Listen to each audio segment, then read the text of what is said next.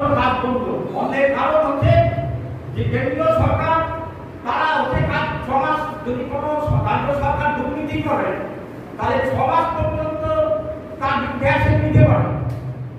তারপরে টোটাল কাজটা হচ্ছে বন্ধ।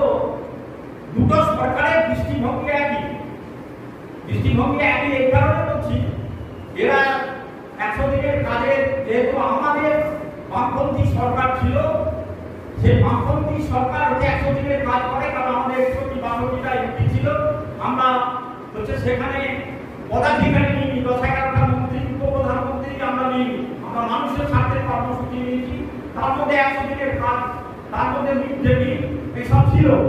স্বাভাবিকভাবে এই 100 দিনের কাজটা নিয়ে আমরা আমাদের ক্ষেত্রটি আমাদের তুষার ঘোষ আমাদের রাজ্যের সভাপতি, যিনি হাইকোর্টে আন্দোলনে গেছেন, হাইকোর্টে আইনি আন্দোলনে, সেই হাইকোর্টে লড়াইয়ের পরে সেখানে আমরা এই খালি হচ্ছে রায় বেরিয়েছে যে 1 আগস্ট থেকে এক হচ্ছে বকেয়া মজুরি আমাদের দিতে হবে, আর দুর্নীতিবাদ কিছু টার্মস এন্ড কন্ডিশন শর্ত করেছে যারা